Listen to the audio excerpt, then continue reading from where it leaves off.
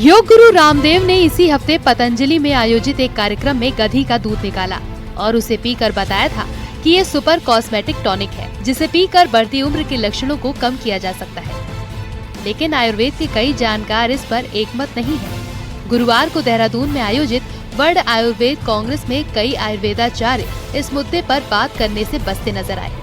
आयुर्वेद के expert Jamnagar university के पूर्व डीन डॉक्टर हरिमोहन चंदोला का कहना है कि हो सकता है कि इसमें इम्यूनो मॉड्यूलेशन टाइप का कुछ इफेक्ट हो, लेकिन ये साइंटिफिक रिसर्च के बाद ही कहा जा सकता है कि जो गधी का दूध है उसमें इस तरह के गुणकारक प्रभाव बताए गए थे।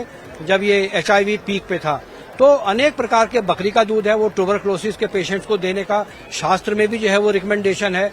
तो मैं समझता हूं कि दूध बकरी का हो या दूसरे पशुओं का हो, उस पे साइंटिफिक लाइन पे रिसर्च करके हो सकता है कि ऐसा इम्यूनो मॉड्यूलेशन टाइप का इफेक्ट सामने आए। एक नहीं कई प्रकार के दूधों का वर्णन किया गया है, जो गधी का है, हाथी का है, सभी चीजों का जो है, बकरी का है, सारी दूधों का वर्णन है। और उनके जो है ज्यादातर ये बताया गया है कि इन चीजों का बहुत फायदा होता है। लेकिन मेरा ये मानना है कि इसमें एक बार जो है रिसर्च के बाद ही जो है क्लियर कट होना चाहिए।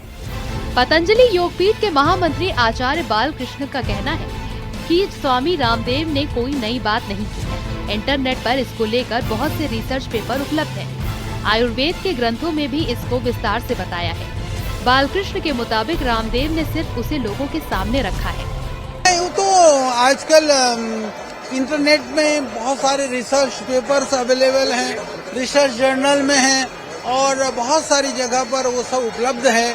आयुर्वेद के ग्रंथों में भी प्राचीन काल से जो हमारा हजारों वर्ष जो पुराना हमारा ग्रंथ है, हमारे निघंटों में उसका वर्णन है।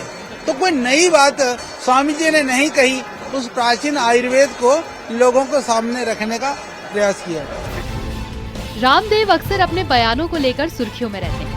गधी के दूध को कॉस्मेटिक सुपर टॉनिक बताने वाले उनके बयान ने उन्हें एक बार फिर चर्चाओं में ला दिया है। रामदेव भले ही आयुर्वेद के ग्रंथों में इसका जिक्र होने की बात कर रहे हों, लेकिन कई आयुर्वेदाचार्य उनकी बात से कन्नी काट रहे हैं। देहरादून से न्यूज़ 18 के लिए सुनील नवप्रभात की रिपोर्ट।